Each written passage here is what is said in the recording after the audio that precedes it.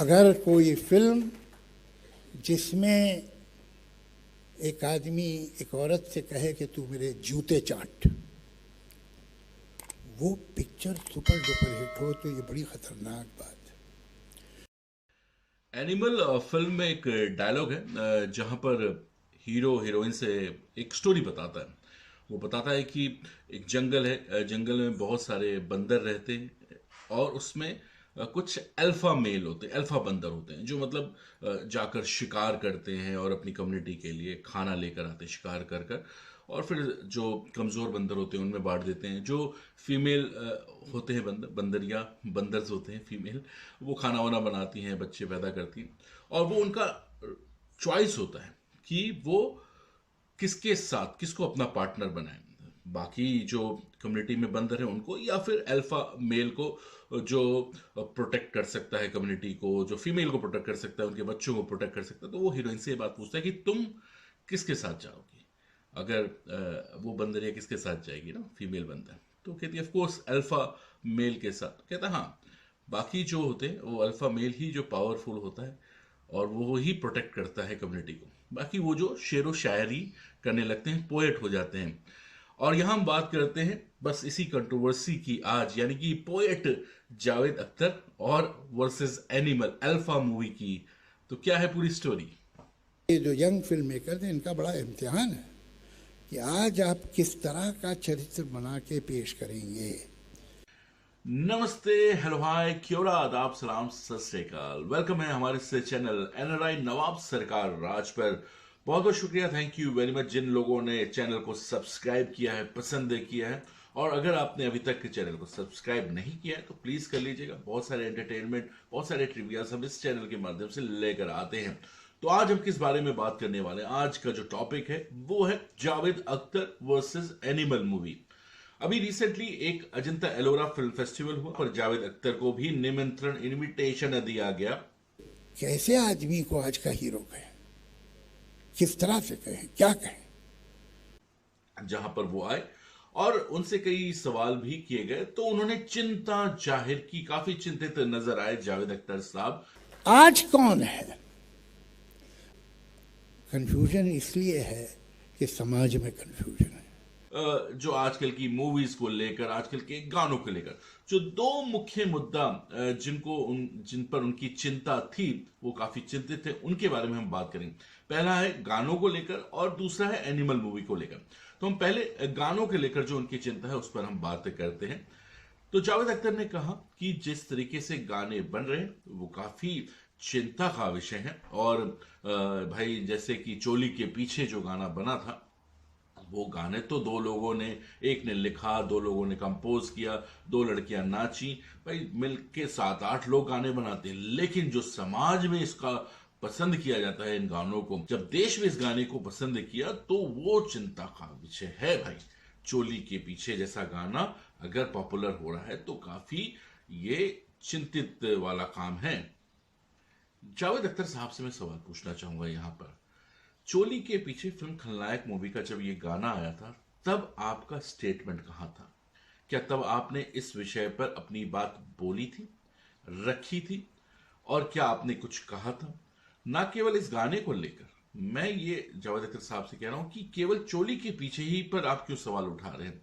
आपके ही बेटी की फिल्म जोया अख्तर की गली बॉय फिल्म आई, उसमें गाना है, ऑफ कोर्स बड़ा हिट गाना है। आज के अगर जनरेशन जेंजी की माने या फिर किसी और को भी ये गाने बहुत पसंद आए हैं। उस फिल्म के गली बॉय के रणवीर सिंह है जिसमें कि उस गाने की एक लाइन है, अपना टाइम आएगा में एक लाइन है कि तू नंगाई तो आया था, घंटा क्या लेकर जाएगा, है ना?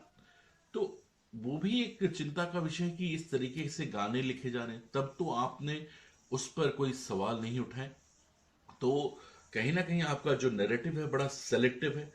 लेकिन इसमें ये चीज जावेद साहब, समय के साथ आप लोग भी बढ़े, समय के साथ जिस तरीके से गाने बदले हैं तो आप लोगों ने भी अपने राइटिंग्स को बदला है। तो सवाल उठाना चोली के पीछे जैसे गानों को लेकर, ऐसे बहुत सारे गाने वाहियात बने हैं, लेकिन कई बार हमारे जो गाने हैं वो हमारे लोकगीतों से प्रेरित कंफ्यूजन इसलिए है कि समाज में कंफ्यूजन है। उन गानों को कंपोज किया गया।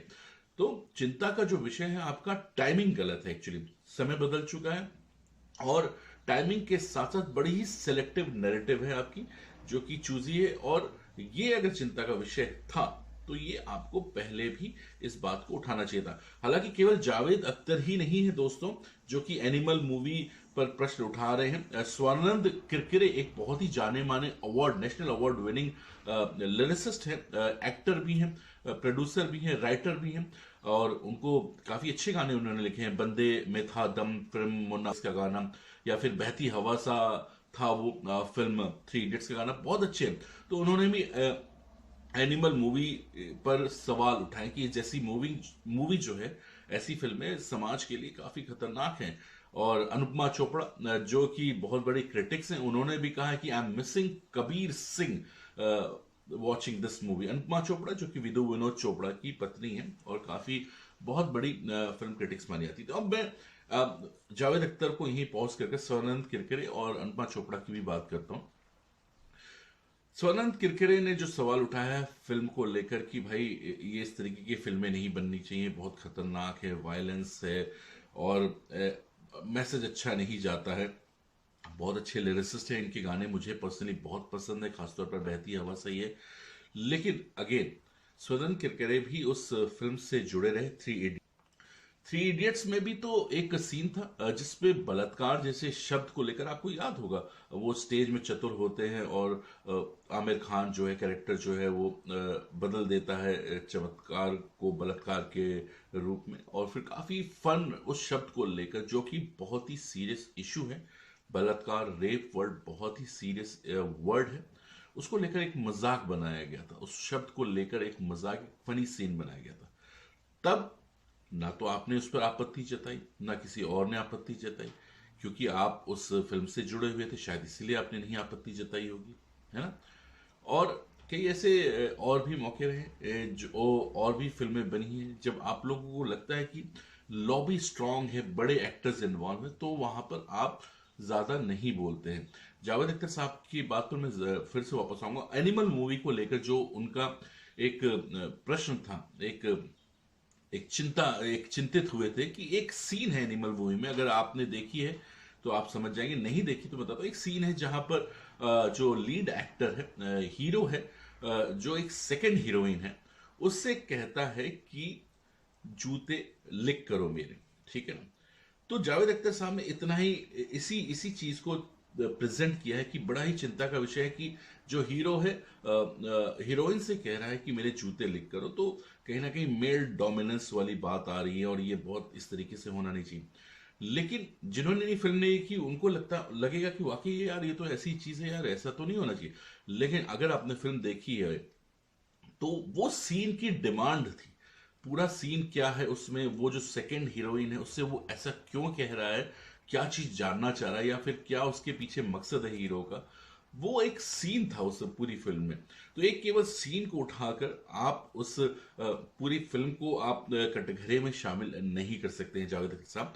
और अगर आप बहुत चिंतित हैं, चाहे स्वानंद किरकिरे हैं या अनुपमा चोपड़ा जी भी हैं, जो कहती है कि भाई कबीर सिंह मिसिंग है, तो भाई कबीर सिंह अलग फिल्म थी, ये एक अलग फिल्म है। जावेद अख्तर की जैसे हम बात करते हैं एनिमल मूवी के इस पर्टिकुलर सीन की बात करते हैं कि इस तरीके से नहीं होना चाहिए, गलत रिस्पॉन्स जाता है कि हीरो इस तरीके से ट्रीट कर रहा है हीरोइन को। लेकिन जावेद अख्तर साहब, आप भी कई ऐसी फिल्मों से जुड़े हैं जहां पर बहुत गलत मैसेज जाता है।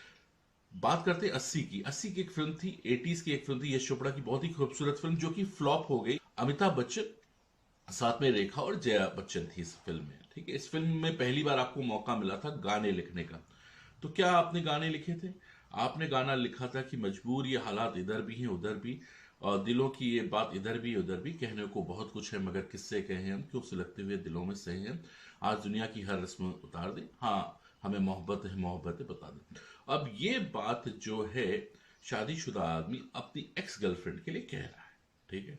क्या मैसेज जाता है ये, किस तरीके का मैसेज आप लोग देना चाह रहे थे इस फिल्म के माध्यम से, ठीक है। तो आपने ही गाना लिखा। फिर आप जुड़े रहे फिल्म कभी अलविदा ना कहना से, उसमें भी एक्स्ट्रा मैरिटल अफेयर को बहुत अच्छे से प्रेजेंट किया गया और उसको लॉजिकल दिखाया गया, उसको जस्टिफाई दिखाया गया। तब आपने क्यों नहीं बोला कि भाई नहीं यार ये तो बड़ी अलार्मिंग सिचुएशन है, ऐसी तरीके से हमारा समाज नहीं है, ये कैसी बातें कर रहे हैं ये लोग। तो समाज सिनेमा का आईना होता है और सिनेमा समाज का आईना होता है। तो कई बार कई फिल्में वक्त से पहले बन जाती हैं, कई फिल्में वक्त के बाद बनती हैं, ऐसे इतिहास रहा है।